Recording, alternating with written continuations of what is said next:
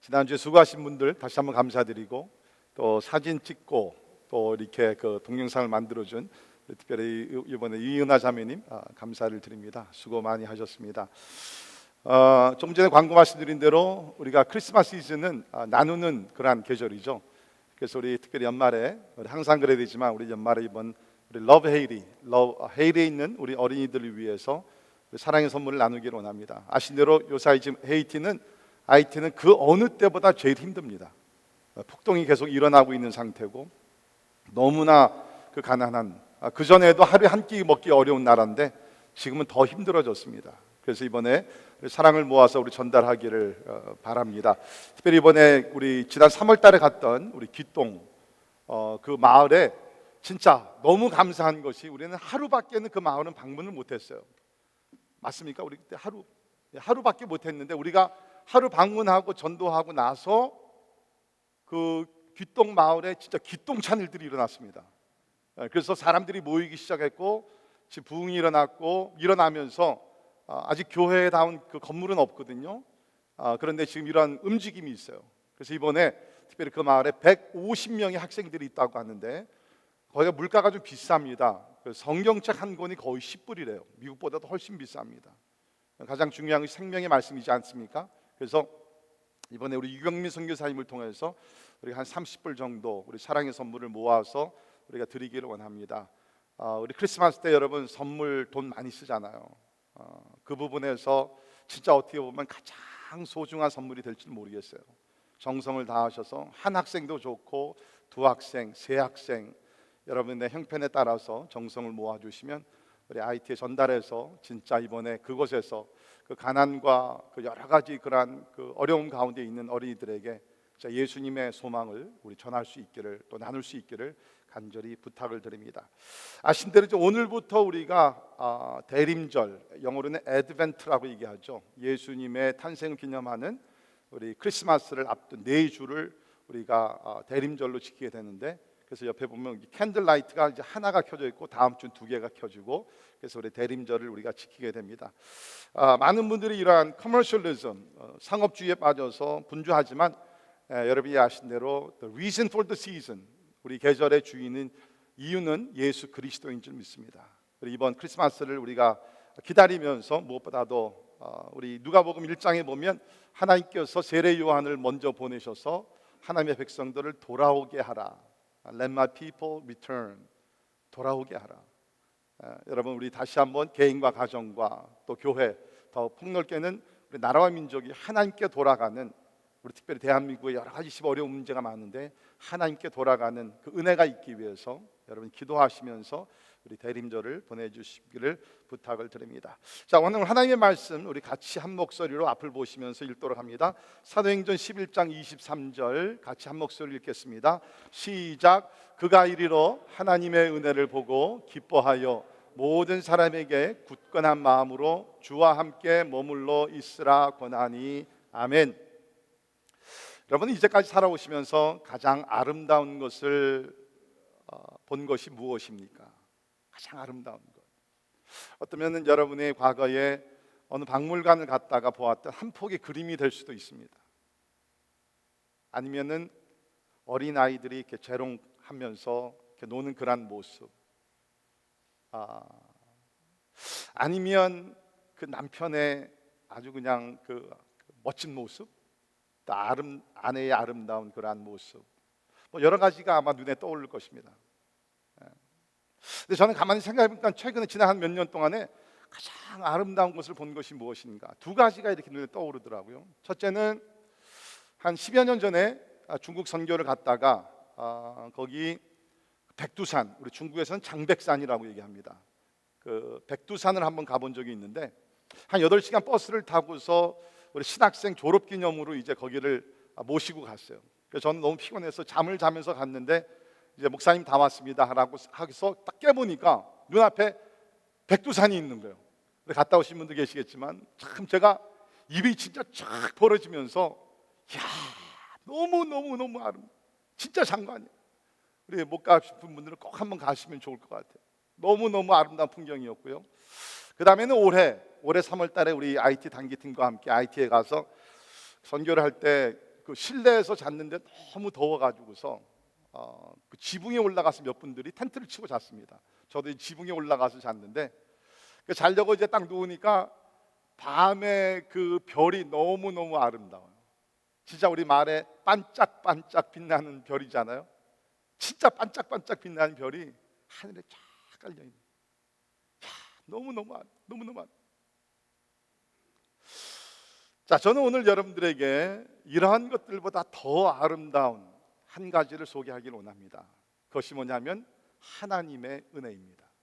오늘 우리 본문 말씀 보게 되면 23절에 바나바가 그가 이르러 하나님의 은혜를 보고, 하나님의 은혜를 보았다. 보통 우리 하나님의 은혜를 받는다, 하나님의 은혜를 체험하자 그렇게 말을 하지만 여기를 보게 되면 하나님의 은혜를 보았다. 궁금해지는 거예요. 하나님의 은혜가 어떻게 생겼을까? 무슨 색깔일까? 얼마나 클까? 여러분 궁금하지 않습니까? 하나님의 은혜를 보았다. 추상적인 얘기가 아니에요. 진짜 하나님의 은혜를 보았다는 것이에요. 우리가 지금 계속해서 은혜의 강이 흐르게 하소서, 우리 새회개년도 주제, 또 이번 설교 주제가 되고 있는데요. 하나님의 은혜의 강이 흐르게 하여 주옵소서. 저는 우리 성도들이 하나님의 은혜를 체험할 뿐만 아니라 하나님의 은혜를 날마다 목격하며 사는 그 은혜가 임하기를 또한 주의 이름으로 축원합니다. 우리 고린도후서에 보면 이런 말씀이 있습니다. 우리가 믿음으로 행하고 보는 것으로 행하지 아니함이로다. 그러니까 우리는 보는 것으로 행하는 사람이 아니라 믿음으로 행하는 사람이라는 거예요. 우리는 오늘날 우리가 많은 것을 특별히 스크린을 많이 봅니다. 우리 인터넷 스크린, 우리 스마트워치 스크린, 우리 스크린 너무나 많잖아요. 그것이 나쁘다는 것이 아니라 우리는 거의 요새 보면 하루 24시간 이런 것들을 스크린을 보게 되면서 하나님을 못 보며 사는 그러한 세대가 아닌가. 그러니까 우리 세상의 것을 너무 많이 보다 보니까는 하나님의 역사하시는 것을 하나님의 은혜를 보지 못해요. 그러니까 우리가 은혜 가운데 살기를 원하지만 하나님의 은혜의 그 현장에서 우리가 살고 있지 못하기 때문에 은혜가 무엇인지도 모르면서 빈곤한 가운데 살 때가 많이 있다는 것입니다. 저는 오늘 말씀을 통해서 여러분이 진짜 은혜를 볼 줄 아는 영안이 떠시기를 주님의 이름으로 축원합니다. 보는 것으로 우리 살아간 믿음으로 살지만 우리가 보는 것에 영향을 많이 받잖아요. 제가 오늘 한 사모님이 계시는데 이 사모님 수십 년을 목사님 사모님으로서 헌신을 하시면서 사신 분인데 이 사모님의 그 직업이 뭐냐면 약사십니다. 밤 11시에 들어가서 그 다음날 7시에 이제 나오시는 약사로 수십 년 일하셨는데 그 사모님 한 번은 사석에서 그런 말씀하시더라고요. 목사님, 사실 제가 솔직히 말씀드리면 어떨 때는 맨 뒷자리에 앉아서 오늘 누가 왔는지 보게 되면 교인들의 뒷모습이 다 약통으로 보인다는 거예요. 참 매일 보시는 것이 그거니까. 그렇기 때문에 우리가 무엇을 보면서 사는가가 상당히 중요합니다. 저는 확신합니다. 우리가 하나님의 은혜를 보며 살면, 여기 바나바를 보게 되면 하나님의 은혜를 보고 기뻐했다 그랬는데, 우리 하나님의 은혜를 보며 살게 되면 우리가 기쁨 가운데서 날마다 살아가게 될 줄을 믿습니다. 오늘 그런 하나님의 축복이 여러분 가운데 임하면 좋겠어요. 자, 하나님의 은혜란 무엇입니까? 계속 제가 지금 이 주제로 설명해 오지만 여러 가지 정의를 말씀드리지만 하나님의 은혜라는 것은 무조건적으로 우리 인간들에게 주시는 하나님의 축복, unconditional blessing from God. 그렇죠? 우리가 지금 구원의 은혜부터 시작해서 쭉 살펴보고 있습니다. 우리를 치료해 주시는 하나님의 은혜, 우리를 지탱케 하시는 하나님의 은혜, 우리가 또 드릴 수 있는, 나눌 수 있는 것도 하나님의, 이 모든 것이 뭐냐면 하나님께서 아무 조건 없이 우리에게 주시는 축복이라는 것이에요. 자, 그런데 오늘 말씀을 보게 되면 우리가 그 은혜 속에서 살면서 우리가 그 은혜를 우리가 보며 살 수 있다는 것입니다. 특별히 제가 오늘 여러분과 나누는 이 보여지는 은혜는 뭐냐면 사람의 힘으로 할 수 없는 것들을 은혜 가운데서 하게 된다는 거예요. 그것을 우리가 목격할 수 있다는 것입니다. 그래서 저는 오늘 여러분들이 오늘 말씀을 들으시면서 확신과 기대감을 가지고 with conviction and expectation, 확신과 기대감을 가지고 나도 진짜 은혜를 발견하면서 은혜를 보면서 살아야 되겠구나, 그러한 비전과 꿈이 임하기를 간절히 바랍니다. 자, 오늘 말씀 보게 되면 바나바라는 사람이, 바나바는 이제 초대교회 예루살렘 교회 지도자 중에 사도 중에 한 사람이었습니다. 그래서 이제 예루살렘 교회가 이제 중심 교회가 되고 헤드코어 교회가 되고 이제 각 지방에서 하나님의 역사가 일어나게 되면 이제 예루살렘 교회 사도들을 파송을 해가지고서 또 그것을 인정하고 같이 축복을 나누고 가르치고 그런 사역이 이루어졌는데요. 오늘 말씀 보니까는 바나바라는 사람이 예루살렘에서 사역을 하다가 저쪽 예루살렘에서 300마일 떨어진 북쪽에 있는 수리아 안디옥에서 복음의 역사가 일어나고 있다. 그래서 예루살렘 교회가 바나바를 파송을 하게 됩니다. 당신이 가서 진짜 이것이 하나님의 역사인지 가서 목격하고 또 우리에게 나눠주기를 원합니다. 그래서 바나바가 예루살렘 교회 파송을 받아서 안디옥에 오게 됩니다. 근데 와서 하나님의 은혜를 본 거예요. 그러면 바나바가 본 하나님의 은혜가 무엇이었는가? 오늘 적어도 세 가지를 우리가 함께 발견하며 은혜를 받기를 원합니다. 첫째는 인종차별의 벽이 무너지는 하나님의 은혜를 보았습니다. 인종차별의 벽이 무너지는 하나님의 은혜를 보았다는 것입니다. 자, 본문 말씀 역사적인 배경을 말씀드리면 이제 예수님께서 십자가에 죽으시고 부활하시고 그리고 약속하신 성령이 오순절날 임하게 됩니다. 그리고 나서 한 10년 정도가 지났어요. 그러니까 한 40년 정도겠죠. 10년 정도가 지났습니다. 그런데 오늘 말씀 보면 19절에 환난과 핍박이 일어나게 됩니다. 베니게와 구브로, 베니게는 오늘날의 레바논을 얘기합니다. 구브로는 사이프러스 아일랜드, 그 안디옥까지 이르러 유대인에게만 말씀을 전했어요. 그러니까 예수님 분명히 사도행전 1장 8절에서 성령이 임하면 너희가 권능을 받고 예루살렘부터 시작해서 조금 더 넓게 나가서 유대와 온 사마리아와 온 땅끝까지 복음을 내 증인이 되라 말씀했는데 권능은 받았어요. 그런데 그들이 뭡니까? 유대인에게만 복음을 전했다는 것입니다. 유대인에게만 복음을 전했다는 것입니다. 그런데 이런 가운데서 감사한 것은 20절에 보면 그 중에, 그렇죠? 그 중에 구브로와 구레네 몇 사람이 안디옥에 이르러 헬라인에게도 말하여 주 예수를 전파했다라고 기록하고 있습니다. 그 중에 몇 사람, 소수입니다. 몇 사람이 안디옥이라는 도시에 이르러서 헬라인, 이방인에게도 주 예수를 복음을 전했다는 것입니다. 바나바는 이것을 은혜로 봤다는 것이죠. 왜 그렇습니까? 여러분이 아신 대로 유대인들은, 그러니까 예수님을 믿는 유대인, 주이시 크리스찬이 됐다 할지라도 수천 년 동안 가지고 왔던 이방인과 유대인의 벽을 허물지를 못했어요. 여러분, 이제 우리가 몇 주 있으면 크리스마스를 맞이하게 되는데 예수님이 이 땅에 오신 것은 사실은 관계 회복입니다. 먼저는 수직적으로 하나님과의 깨진 관계, 원수된 관계를 회복시키시고 그 다음에 서로의 관계를 회복시키시고 화목케 하기 위해서 예수님이 오셨어요. 우리 에베소서 2장 14절에 보면 그는, 예수님 말합니다, 그는 우리의 화평이신지라 둘로 하나를 만드사 원수된 것 곧 중간에 막힌 담을 자기 육체로 하시고 법조문으로 된 계명의 율법을 폐하셨으니 이는 이 둘로 자기 안에서 한 세 사람을 지어 화평하게 하시고 또 십자가로 이 둘을 한 몸으로 하나님과 화목하게 하려 하심이라. 원수된 것 십자가로 소멸하시고. 그러니까 예수님은 뭐라고 표현했어요? 화평, His our peace. 우리 크리스마스 때 되면 많이 보이는 단어가 뭡니까? Peace, peace on earth. 하나님 화평이라는. 예수님께서 이 땅에 오셔서 원수된 우리를 하나님과 화평케 하시고, 근데 거기서 머무르지 않습니다. 수평적으로 뭡니까? 이방인과 유대인을 하나로 만들어 주셨다는 거예요. 그러니까 십자가의 역사는 뭡니까? 하나님과 우리가 화목한 것이고 서로가 화목하는 것이 십자가의 역사라는 거예요. 예수님이 오신 목적이라는 것입니다. 근데 많은 경우에 뭡니까? 우리가 예수를 믿어서 하나님과 화목은 되는데 서로 간의 화목감, 민족 간의 화목이 아직도 잘 이루어지질 않아요. 그렇기 때문에 아직도 우리 가운데는 뭐가 있습니까? 인종차별의 문제가 있고, 인종차별뿐만 아니라 여러 종류의 우리가 차별을 우리가 하고 받으면서 우리는 많은 갈등 가운데 상처를 안고 우리가 산다는 것입니다. 그러나 분명한 것은 예수님께서 이 땅에 오셔서 막힌 담을 자기 육체로 하셨다는 것입니다. 그런데 우리는 이런 진리를 믿는 사람들이지만 아직도 우리 가운데는 이 벽이 높아요.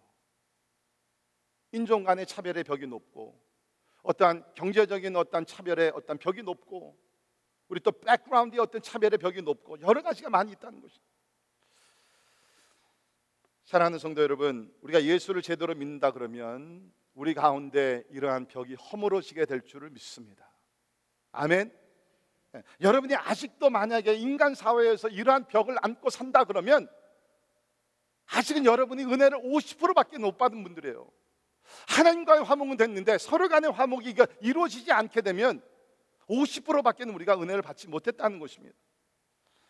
여러분, 예수님이 이 땅에 오셔서 어떤 삶을 사셨습니까? 예수님 오셔서 그야말로 인간 사회에 있었던 모든 벽을 다 허물으셨습니다. 남자와 여자의 벽을 허무셨습니다. 이방인과 유대인의 벽을 허물어뜨리셨습니다. 건강한 사람과 병든 자의 벽을 허물어뜨리셨습니다. 여러 가지 직업의 벽을 다 허물어뜨리셨습니다. 그래서 여러분 보십시오. 우리 예수님께서 세리의 집을 찾아가십니다. 그 당시는 바리새인들이나 이런 유대교 종교 지도자들에게는 세리라는 사람, 세리 직업이라는 것은 진짜 최악의 직업이었거든요. 죄인 이꼴 세리였거든요. 근데 예수님께서 세리 집에 들어가셔서 식사를 나눕니다. 예수님께서 뭘 하셨습니까? 사마리아 사람을 찾아가십니다.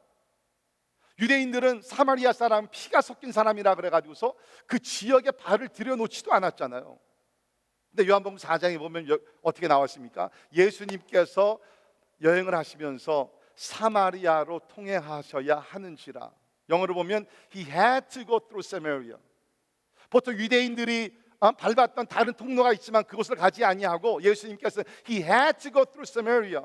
유대인들이 그렇게 증오하고 싫어하던 그 사마리아 땅을 일부러 의도적으로 주님께서 계획 가운데 들어가셨다는 거예요. 왜? 유대인들과 사마리아인들 가운데 있었던 벽을 허물어뜨리시기 위해서. 여러분, 우리 예수님은 그런 삶을 사셨고 또한 우리에게 그런 삶을 살기를 원하신다는 것입니다. 감사한 것은 이런 은혜를 받고 은혜를 실천하면서 은혜를 목격하며 사는 사람들 우리 주변에 있다는 것입니다. 자, 한 가지 제가 말씀을 드리죠. 여러분이 아신 대로 우리 한국과 일본은 오랫동안 그야말로 원수의 나라로서 막 갈등이 많습니다. 특별히 최근에 일어난 일들 때문에 막 데모도 많이 일어나고 한국과 일본 두 나라 모두 다 지금 그러한 그 갈등을 또 한 번 겪고 있는데요. 이런 가운데 우리 그리스도인들 중에 은혜를 실천하는 사람들이 있다는 것입니다. 올해 8월 13일에서 16일까지 한국 포항 기쁨의 교회가 제1회 헤셋 아시아 for Japan이라는 집회를 가졌어요. 헤세드라는 단어는 구약에 나오는 히브리어로서 하나님의 그 무한한 무조건적인 사랑을 표현하는 것이 헤세드입니다. 근데 이 집회 이름이 제1회 헤셋 아시아 for Japan 집회를 여는 가운데 일본 기독교의 원로인 오야마 레이지 목사님을 비롯해서 일본 목회자, 교인, 선교사 200명을 초청을 해가지고서 이 포항에 있는 기쁨의 교회에서 집회를 가졌습니다. 여기 그 리더가 되시는 오야마 레이지 목사님은 지난 60년 동안 무려 한국을 여러 차례 방문하면서 사과를 했던 목사님이십니다. 이분이 이번에 이런 집회 속에서 이런 말씀을 하셨어요. 들어보십시오. 가해자는 잊어버려도 피해자는 언제까지나 기억하고 있습니다. 이 대립, 증오, 불화를 해결하여 화해가 이루어지기 위해선 가해자가 피해자에게 대해 사죄와 보상을 해야 합니다. 그렇게 함으로써 비로소 화해가 성립하고 서로가 용서하는 관계가 생깁니다. 한국 목사님이 하신 얘기가 아니에요. 일본 목사님께서 오야마 레이지 목사님께서 이런 말씀을 하십니다. 근데 더 놀라운 것은 이 목사님은 뭐 이러한 그런 말씀하는 것이 아니라 실천을 하셨다는 거예요. 실천을 하셨는데 이 오야마 목사님께서 1919년 4월 15일 주민 20여 명이 학살된 제암리 교회가 있다고 합니다. 제암리 교회 20명이 한국 그리스도인들 학살을 당했는데 이 목사님께서 이 교회를 재건하기를 원하셨어요. 그래가지고서 이제 이 목사님이 교회 재건을 추진을 시작을 했습니다. 그런데 그 제암리 교회 교인들이 원치 않았죠. 왜? 원수들이 와가지고서 지금 와가지고 돕겠다 그러니까 거절을 하다가 목사님께서 계속 와서 무릎을 꿇고 사죄드립니다, 용서해 주십시오 하는 가운데 교회가 그 일을 허락을 했다고 그럽니다. 처음엔 일본인이라는 이유로 거부를 당했지만 수년 동안 끊임없는 사과와 노력을 통해서 주민들이 마음을 열어주고 결국에는 이 교회 재건이 이루어졌다고 합니다. 어떻게 이런 것이 가능합니까? 하나님의 은혜요. 하나님의 은혜요. 하나님의 은혜 속에 사는 사람들은 아무리 원수, 아무리 오래된 상처와 아픔과 모든 것이 있다 할지라도 하나님의 사랑으로 그 은혜 가운데 서로를 용서하며 나가게 될 줄 믿습니다. 우리 한국의 온누리교회에서는 2007년부터 계속해서 지금 한 30번 정도 러브 소나타라 그래서 일본의 여러 도시들을 다니면서 일본인들을 섬기고 영적으로 부흥을 시키기 위해서 기도해주고 애쓰는 그런 행사들이 있습니다.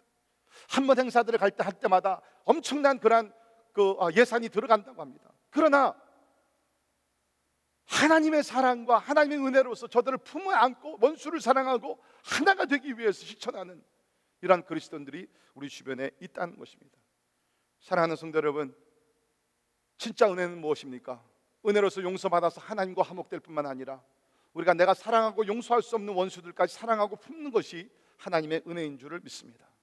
여러분, 이러한 하나님의 은혜는 국가 관계에서만 볼 수 있는 것이 아닙니다. 우리 개인적인 차원에서 우리 교회에서도 이런 하나님의 은혜는 지금 나타나고 있다는 것입니다. 여러분, 지난 주일날 참석하셨던 분들은 진짜 기쁨 가운데 지냈죠. 추수감사 주일날 감사함으로 우리가 예배를 드리고 우리 또 그 식사를 나누고 오후에는 우리 감사 찬양제 아까 동영상으로 보셨지만 이렇게 진짜 은혜를 우리가 함께 나눴는데요. 저는 개인적으로 너무너무 기뻤어요.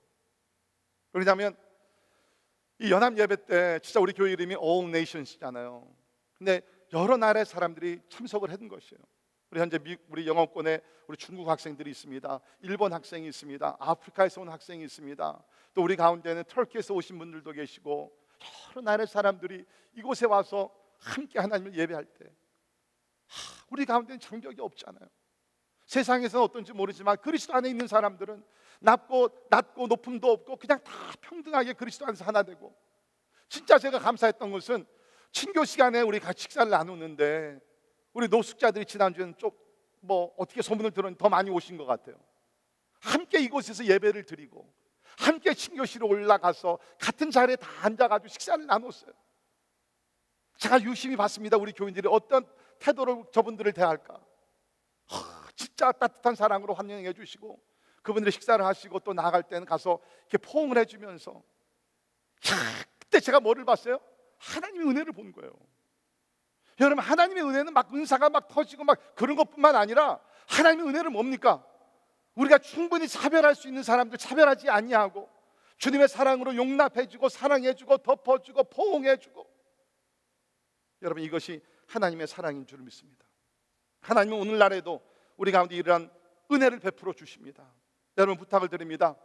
혹시 여러분들 가운데 아직도 이러한 discrimination, 그렇죠? 우리 미국에 와서 가장 진짜 그 상처가 되는 것이 뭡니까? 인종차별이잖아요. 근데 안타까운 것은 뭡니까? 우리가 차별도 당하지만 우리 또한 한국 사람으로서 인종차별을 우리가 얼마나 많이 합니까? 우리 사용하는 말들 생각해 보십시오. 그 가운데는 진짜 어느 나라의 민족을 말하면서 비하하는 그러한 단어들이 우리 가운데 툭툭 나오질 않습니까?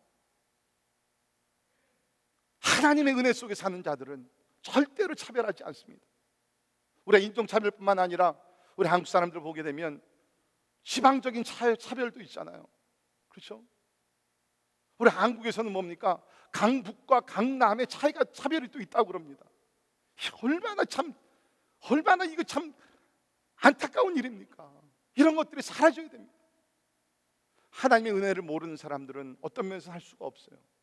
죄성들이 그 가운데 강하게 역사하고 있기 때문에.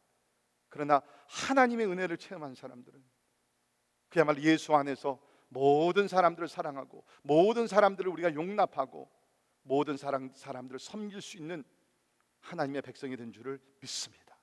여러분, 은혜를 보시기 원하십니까? 사랑하십시오. 모든 사람들 주의 은혜로 용납하십시오. 차별이라는 것은 이제 여러분의 사전에서 완전히 다 사라지게 하십시오.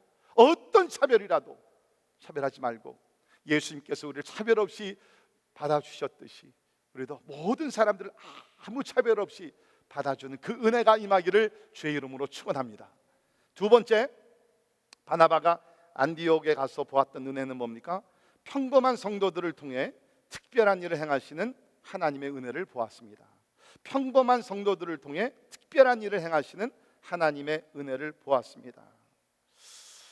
바나바는 안디옥에 도착해서 놀라운 일을 발견하는데요. 그것이 뭡니까?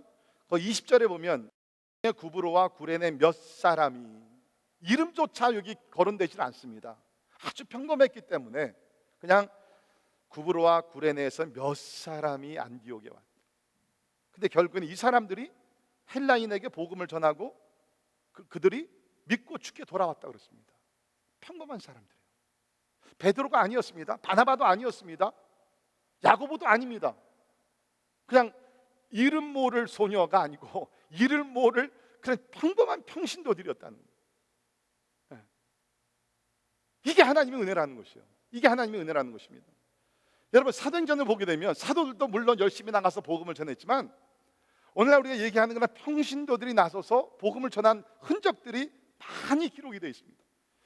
예를 들면 사도행전 8장 3절에 보면 사울이 교회를 잔멸할 때 각 집에 들어가 남녀를 끌어다가 옥에 넘기니라. 그 흩어진 사람들이 두루 다니며 복음의 말씀을 전할 때 빌립이 사마리아 성에 내려가 그리스도를 백성에게 전파하니. 예루살렘에 핍박이 임했습니다. 그래서 그리스도인들이 자기의 목숨을 보존하기 위해서 예루살렘에서 흩어집니다.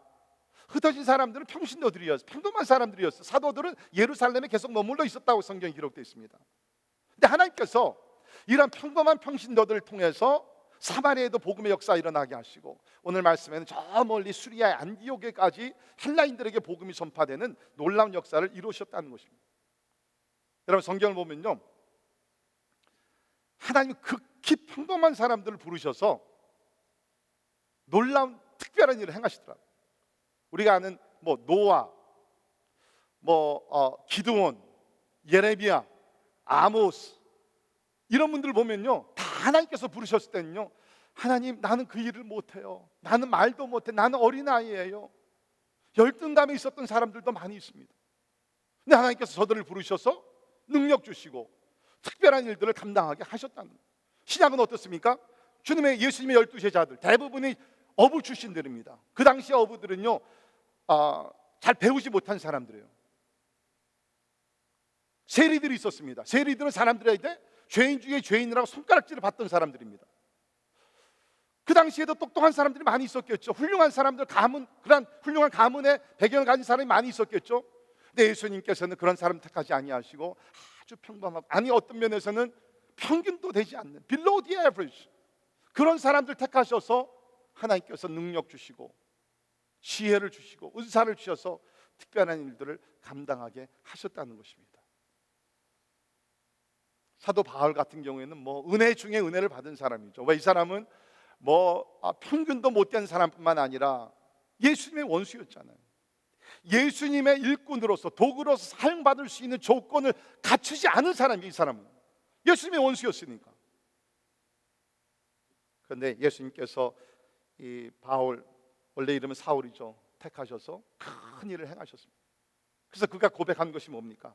우리 잘 아는 고린도전서 15장 9절 10절 같이 한 목소리를 읽겠습니다. 시작. 나는 사도 중에 가장 작은 자라. 나는 하나님의 교회를 박해하였으므로 사도라 칭함받기를 감당하지 못할 자니라.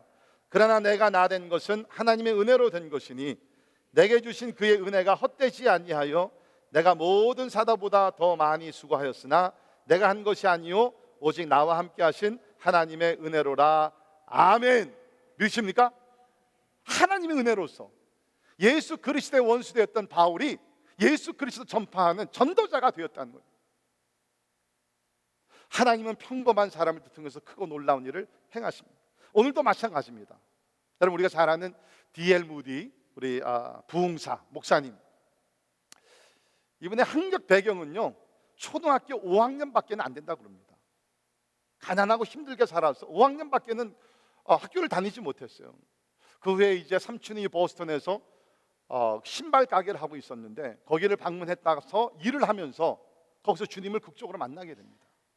근데 이분이 어느 정도 실력이 안 됐냐면 모든 면에서 그 당시는요, 그 교회 등록 교인이 되기 위해서는 과정이 굉장히 까다로웠던 것 같아요. 우리 교회에서는 이제 6주 동안 새가족만 하시면 이제 등록교인이 되지만 그 당시는 안 그랬던 것 같아요. 뭐 성경 시험도 있고 오럴 인터뷰도 있고 여러 가지 까다로웠던 것 같아요. 그래서 무디가 어느 교회에 등록교인이 되기를 원했는데 2번씩이나 낙방을 했다는 거예요. 여러분 등록교인 된 거 감사하시기를 바랍니다. 그런 분이었어요. 제가 시카고 무디 박물관을 방문했을 때 그 무디 목사님의 설교 원문을 제가 가서 보았습니다.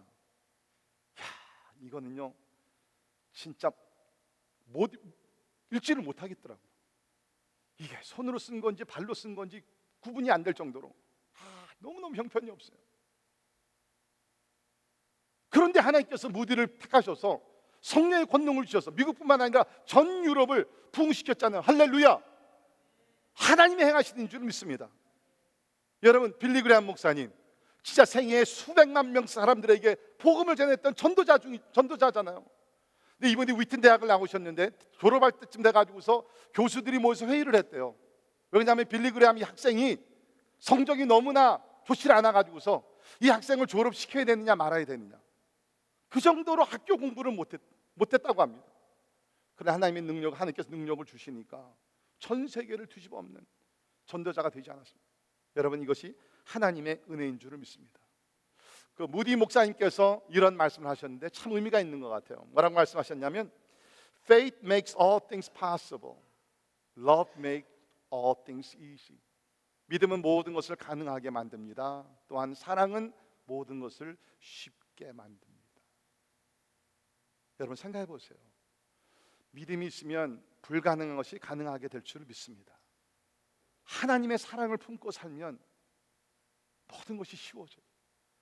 왜 우리의 삶이 그렇게 피곤하고 막 스트레스 아웃됩니까? 대인관계가 어려울 때가 많잖아요. 그런데 우리가 하나님의 사랑을 품고 살면 우리 인생 자체가 쉬워진다는 것입니다.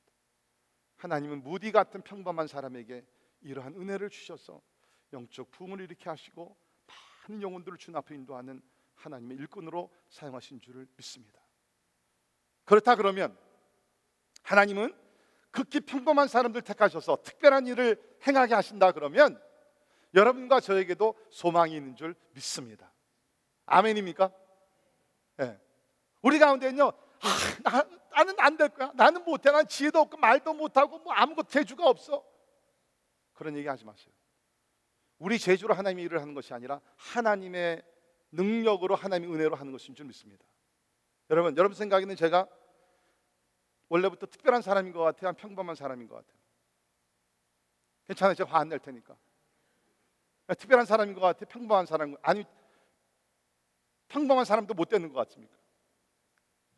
네? 김 목사님 솔직히 특별한?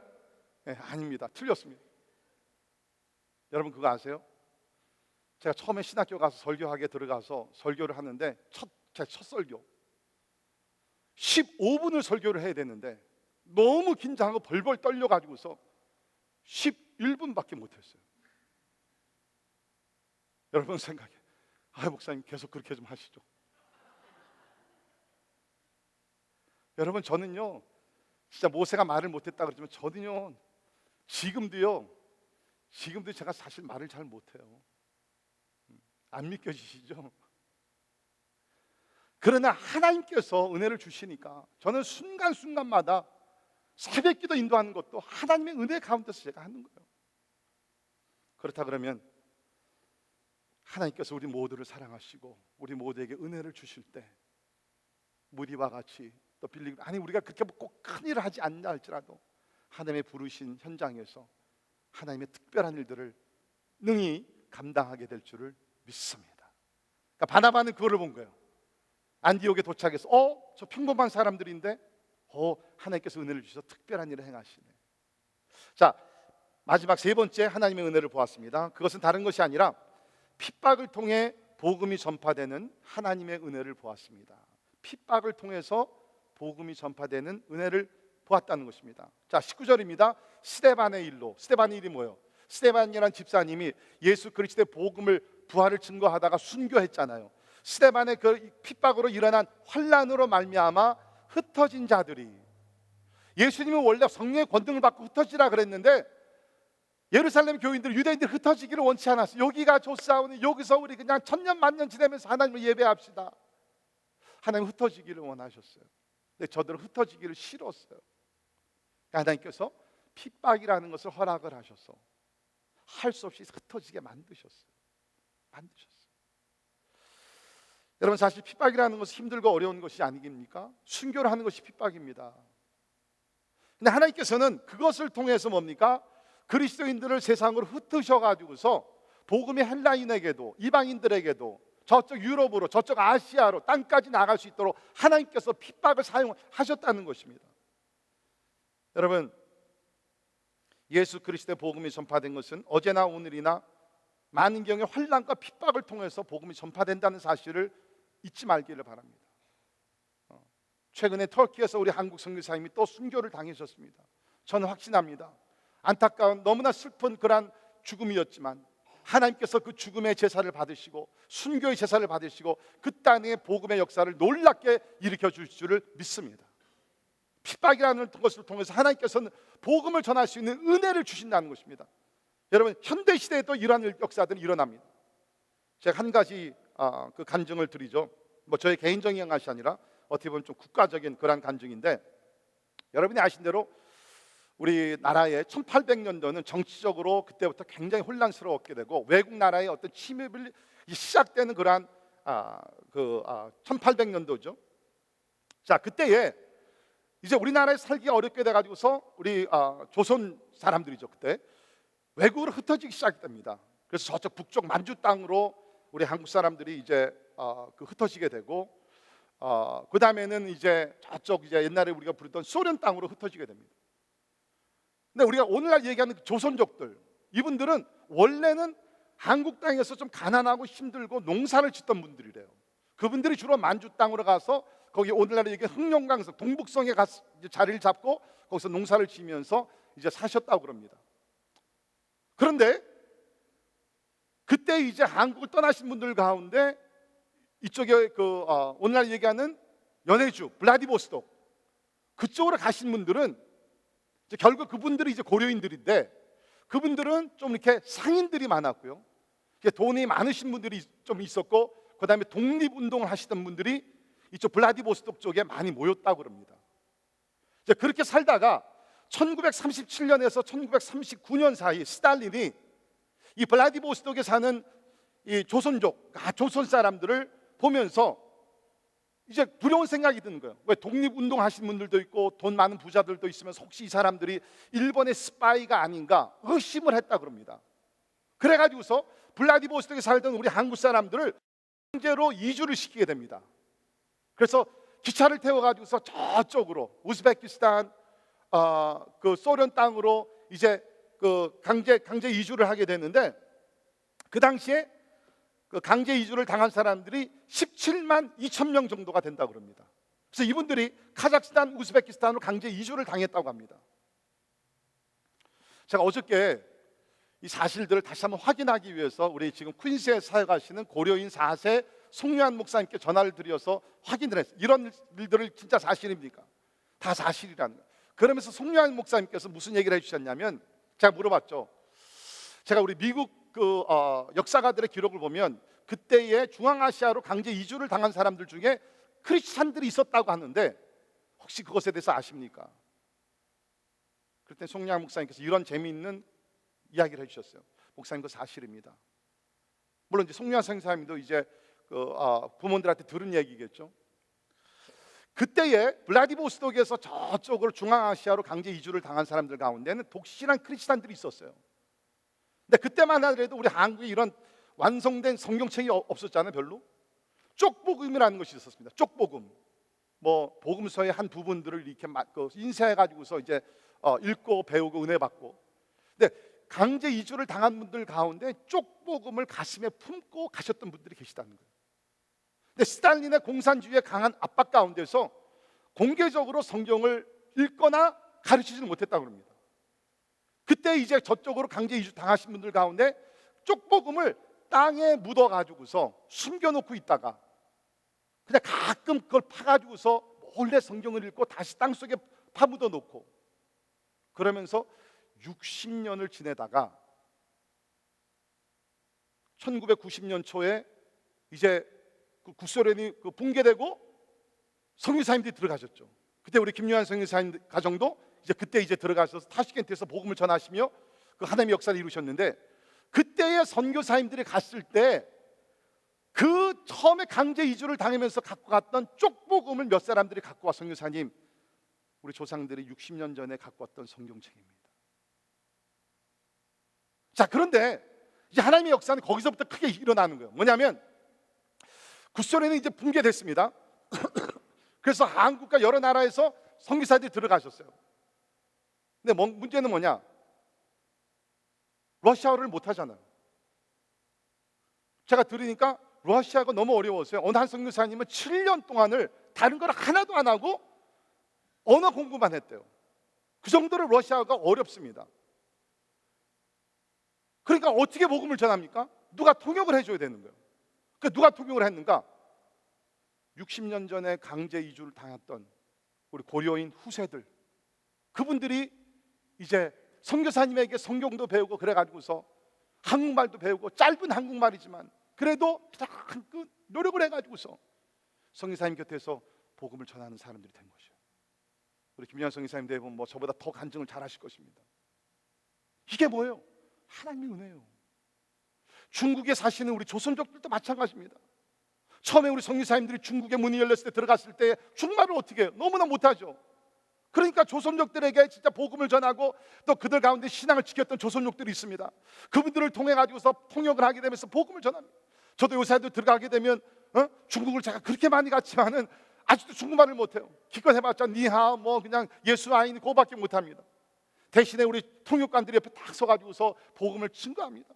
어떨 때는 저보다 더 능력 있게 합니다. 저는 한마디 하면 이분들 5, 6마디를 막 합니다. 저는 아무렇지도 않은 자기네들 통역하면서 눈물을 막 흘립니다. 무슨 얘기를 하는지 모르죠. 근데 감사한 것은 하나님의 역사가 일어난다.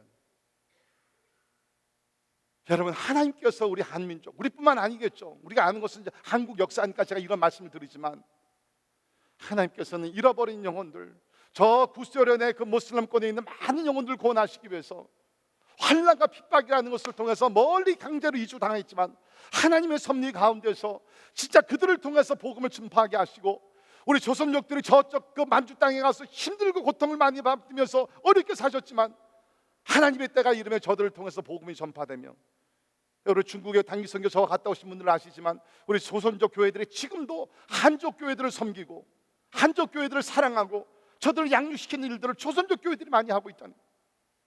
여러분, 절대로 고려인들, 조선족들 무시하지 마십시오. 하나님의 거룩한 도구인 줄은 믿습니다. 하나님은 뭡니까? 핍박을 통해서 그리스도의 생명의 복음을 전하게 하신다. 아마 여러분들 가운데는 목사님, What's that got to do with my life? 그 이야기 참 감동스럽고 은혜인데 나는 선교사도 아니고 나는 그런 은혜를 체험하지 못할 거 아닙니까? 여러분, 제 포인트는 꼭 핍박이 아니라도 우리의 연약함 가운데, 우리의 고통 가운데서 하나님은 그것을 통해서 천국 복음을 전파하도록 하나님께서 은혜를 주시는 줄 믿습니다. 아마 여러분이 아시는 분들도 계시지만 우리 조니 에릭슨 타다라고 그 미국의 유명한 저자 또 스피커, 영향을 미치시는 그런 분이 있죠. 사진 한번 띄워주세요. 우리 조니 에릭슨 타다, 이분은 1949년생으로 건강하고 귀여운 자매로서 자랐습니다. 이분의 아버님은 미국 대표 레슬링 선수였대요. 올림픽 그 레슬링 선수였는데 승마와 수영을 즐기고 지극히 평범하고 행복한 삶을 살다가 1967년 7월 18세 나이에 여기 메릴랜드 있는 체스픽 베이에서 식구들과 함께 휴가를 하면서 물가에서 놀다가 다이빙을 했는데 거기서 이제 다친 거예요. 다이빙을 해서 목이 부러져 어깨 아래로 전신 마비가 되는 불의의 사고를 당했습니다. 그래서 한 몇 년 동안을 병원에서 재활 치료를 받는데 2시간씩 피 순환이 안 되니까 이렇게 병원에 들어가서 거기에 이제 누워가지고서 이게 몸을 전체로 묶고 2시간에 한 번씩 플립을 하는 거예요. 앞뒤로 이렇게 바꾸는 거예요. 피 순환을 하기 위해서. 그러한 리해빌리테이션을 몇 년을 봤어요. 얼마나 너무나 고통스러우니까 상상해 보 18세에 그런 일을 당하니까 사고를 얼마나 힘들겠어요. 그러니까 자살까지 생각을 했다고 합니다. 그 가운데 예수 그리스도를 만나게 되고 진짜 참 자유를 얻게 된. 그러면서 오늘도 전 세계를 다니시면서 특별히 우리 장애 선교를 위해서 훌륭하게 사역하시는 귀한 분. 이분의 간증을 들어보면 이분이 원래는 이제 주님을 만나고 성경 읽으면서 가장 감동 깊게 읽었던 이야기는 예수님께서 38년 된 병자를 고치시는 기적 이야기였다고 합니다. 그래서 그 이야기를 읽으면서 I have hope. 38년 된 그 병자면 몸을 가누리지 못했잖아요. 38년 된 자도 고치셨는데 나는 지금 몇 년이 안 됐으니까 주님 충분히 고쳐줄 수 있을 것이다. 날마다 기도해. 하나님 고쳐줄 줄 믿습니다. 근데 하나님께서는 그 조니 에릭슨의 병을 고치는 것이 하나님의 뜻이 아니었죠. 오히려 그 연약함 가운데서 하나님의 영광을 드러내고 복음을 전하는 것이었습니다. 제가 대학에 있을 때 이 조니 에릭슨이 이 휠체어를 타고서 저희 캠퍼스에 와서 간증 집회를 했는데 그때 그분이 한 얘기가 있어요. 한번 들어보세요. 뭐라고 얘기했냐면 This is the prison where God set me free. This is the prison where God set me free. 이 감옥에서 하나님은 나를 참 자유하게 하셨습니다. 불의한 사고를 당해서 전신마비가 됐지만 감옥 같지만 이곳에서 하나님은 참으로 나에게 자유를 주셨습니다. 저 옆에 계신 분이 우리 타다, 미스터 타다, 우리 남편이십니다. 아내를 너무너무 많이 사랑해서 케어를 잘하신 독실한 그리스도인이에요. 연약한 가운데 복음을 전할 수 있는 은혜를 주셨다는 것입니다. 38년 된 병자를 고치시는 것도 하나님의 은혜지만 조니 에릭슨의 고백이 이겁니다. 38년 된 병자를 고치신 것도 하나님의 은혜지만 38년 이상 이 병을 안고 하나님을 증거할 수 있는 것은 더 크신 하나님의 은혜입니다. 여러분, 은혜는 꼭 선교지에서만 우리가 볼 수 있는 것이 아니에요. 매일의 삶 속에서 우리의 고통과 연약함 가운데서 바울이 얘기한 것 같이 약할 때 강하게 하시는 그 하나님의 은혜가 놀라우신 하나님의 은혜인 줄을 믿습니다. 말씀의 결론을 내립니다. 바나바는 이렇게 예루살렘에서 수리아 안디옥에 가서 적어도 3가지 하나님의 은혜를 보았습니다. 유대인과 이방인 사이에 있었던 인종차별의 벽이 무너지는 것을 보았습니다. 극히 평범한 사람들을 통해서 아주 특별한 일을 행하시는 하나님의 은혜를 보았습니다. 3번째, 핍박을 통해서 예수님의 복음이 전파되는 것을 보았습니다. 이 하나님은 오늘날 21세기 우리 시대 이곳에서도 하나님께서 동일하게 역사하시고 은혜를 주시는 하나님이신 줄을 믿습니다. 이제 우리 눈을 열어서 이런 은혜의 하나님의 그 역사 현장으로 들어가서 날마다 나의 삶 속에서, 우리 이웃의 삶 속에서, 우리 교회에서, 다른 교회에서, 우리 민족 가운데, 다른 민족 가운데 이러한 은혜를 베푸시는 하나님의 은혜를 보고 바나바와 같이 기뻐하는 하나님의 사람들이 되기를 주님의 이름으로 축원합니다. 기도하겠습니다.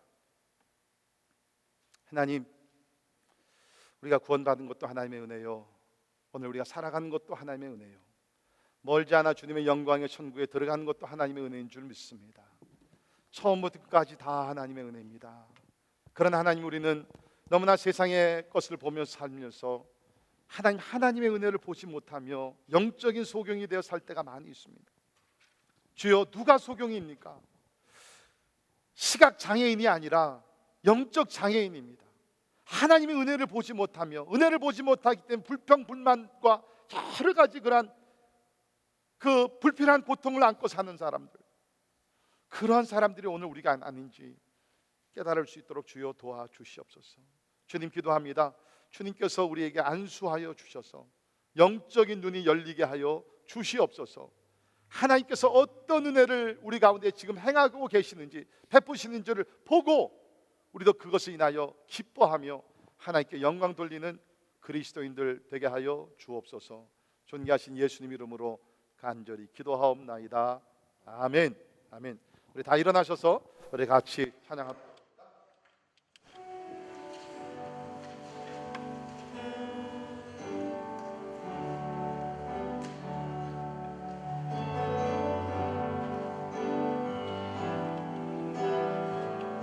찬양합니다. 은혜 아니면 살아갈 수 없네.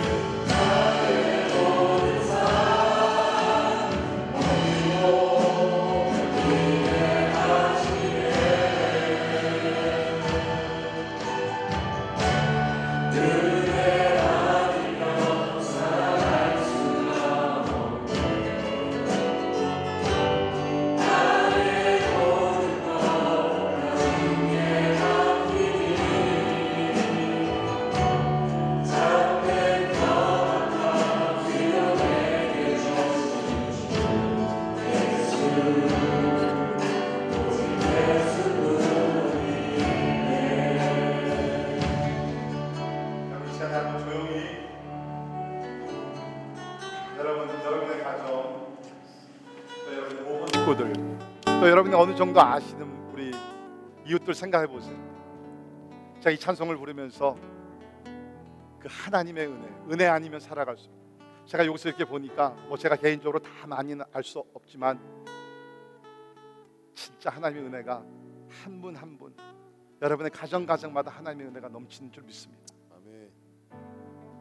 여러 가지 삶의 위기를 당하면서 하나님께서 다시 생명 주시고, 진짜 어떤 분들은 말 그대로, 오늘 죄송합니다, 우리 안현석 집사님 1, 2년 전에 완전히 진짜 거의 죽음의 문까지 갔죠. 죽은 나사를 살리신 것 같이 우리 집사님 살려주셨어요. 그뿐만 아닙니다. 여기 지금 뭐 여러 가지 경제적인 어려움과 그 가족의 여러 가지 그런 문제, 이런 것들이 있지만 하나님께서 은혜 가운데 오늘 은혜의 땅에 서게 하신 것이 하나님의 축복인 줄 믿습니다. 여러분, 진짜 하나님의 은혜는요, 뭐 무슨 큰 부흥에서만 일어나는 것이 아니라 오늘 우리 삶 속에서 하나님의 은혜가 지금 넘치고 있는 줄 믿습니다. 그걸 한번 보시고 간증하시고 하나님께 영광 돌리시길 바랍니다. 이제 같이 통성을 잠깐 기도하시면서 하나님의 은혜 감사합니다. 내가 잊고 살았는데 오늘 하나님께서 지금 나에게도 우리 주변의 이웃들 가정에도 하나님, 우리 교회 여러 민족의 가운데 하나님께서 은혜를 주시네요. 우리 지금 ITH 하나님께서 은혜를 지금 그 기동의 마을에 은혜를 주고 너무너무 감사해요. 자, 내년 3월달에 우리 또 가게 되는데 I just can't wait until I go see them. 하나님의 은혜. 하나님 죽지 않으셨어요. 하나님이 passive, He's not passive God, He's very active. 우리가 몰라서 그렇지, 못 봐서 그렇지. 이 시간 같이 통성으로 기도하면서 하나님의 은혜를 보며 그 기쁨 가운데 살게 하여 주시옵소서. 세상이 부귀영화가 아니라 하나님의 은혜를 보며 살게 해 주시옵소서. 우리 같이 한번 통성으로 우리 같이 기도하신 후에 우리 남진석 목사님 우리 나오셔서 오늘 축도해 주심으로써 우리 예배 마치도록 하겠습니다. 찬양팀 계속 찬양하시고요. 우리 같이 한번 통성으로 우리 같이 한번 기도하겠습니다. 기도합니다. 거룩하신 하나님 찬양하며 경배를 드립니다. 아버지 하나님, 하나님 아버지 은혜를 베풀어 주시고 주님 아버지 인도해주시기를 간절히 기도하옵니다. 하나님 아버지 도와주시고 주님 아버지 하나님 도와주시사 아버지 하나님 은혜를 자랑하게 도와주시며 주여 아버지 하나님을 찾아가며 경배하며 아버지 예배하는 정도의 신으로 하나님 도와주시기를 간절히 기도합니다. 은혜 아버지 우리 가족들 가운데, 나라와 민족 가운데, 우리 개인들 가운데 아버지 하나님 앞에 은혜를 주시는 우리 하나님의 신령을 믿습니다. 할렐루야. 아버지 하나님을 찬양합니다. 주여 하나님 앞에 나의 은혜를 체험하며 아버지 은혜를 받아가며 주여 기뻐하시는 주시도록 우리 하나님 도와주시기를 간절히 기도합니다. 세상의 부귀영화가 아닙니다. 하나님 은혜입니다. 하나님 놀라운 역사입니다. 주여 아버지 하나님 간절히 기도합니다. 은혜를 찬양하며 경배하며 주 앞에 있는 주시도록 주님 도와주시기를 간절히 기도합니다. 오늘 하나님의 은혜가 필요한 자들 아버지 은혜로 임하여 주시옵소서. 우리 어루만 자 주시옵소서. 우리 일본 은혜로 임하여 주시옵소서. 치유의 은혜로 임하여 주시옵소서. 아버지의 능력을 베풀어 주시기를 간절히 기도합니다. 우리 가운데 차별을 되게 하시고 주님 아버지의 사랑을 도와주시고 아버지 하나님 은혜 가운데 아버지 하나님을 찬양하며 아버지 은혜를 나누시도록 주님 도와주시기를 간절히 기도합니다. 할렐루야. 아버지 하나님 은혜 하시고 주님 아버지 도와주시기를 간절히 기도합니다. 나의 하나님 아버지 하나님 하나님을 찬양하며 주님 아버지 경배하게 하시고 우리 하나님 도와주시기를 간절히 기도합니다. 할렐루야. 주님을 찬양합니다. 주님 아버지 찬양하며 경배합니다. 할렐루야. 주님을 찬양하며 하나님의 은혜님 아버지 하나님의 하시고 나의 모든 것 다 주께 맡기니 참된 평안과 위로 내게 주신 주 예수 오직 예수뿐이네. 네, 우리 시간에 남진성 목사님 나오셔서 축도해 주시겠습니다.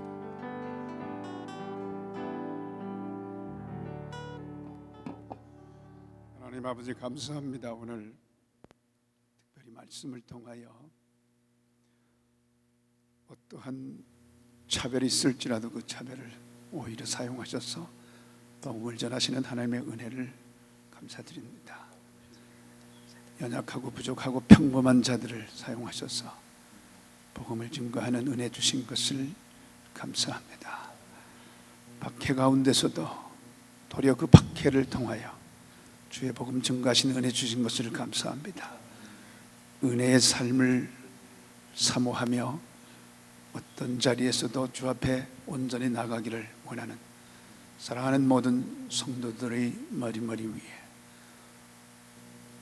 지구 전 곳곳에서 어렵고 힘든 여건 속에서도 포기하지 아니하고 주의 말씀 전하는 복음의 현장 그 모든 자리에 하나님의 거룩하신 역사와 예수 그리스도의 보혈의 피부로와 성령님의 감동 내재 충만하신 은혜가 영원토록 함께 오시기를 간절히 축원하옵나이다. 아멘.